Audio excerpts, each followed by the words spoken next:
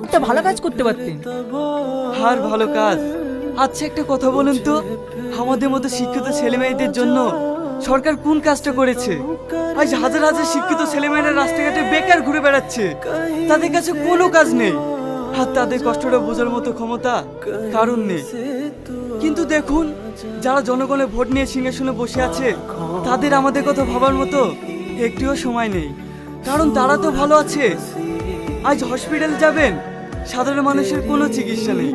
Police স্টেশনে যাবেন, সেখানে ঘুষ না দিলে কোনো কাজ হবে না। আর চাকরির পরীক্ষা দেবেন, সেখানে ঘুষ না দিলে কোনো চান্স পাবেন না। তাহলে আমাদের মতো সাধারণ মানুষরা কি করবে? তাই এমএ পাশ করে ডিগ্রিটাকে ফাইলে রেখে আর চায়ের দোকানে কাজ করছি। আপনি ঠিকই বলেছেন। এতক্ষণ আপনারা শুনছিলেন সেই শিক্ষিত এমএ পাস চাওয়ালার মনের কথা।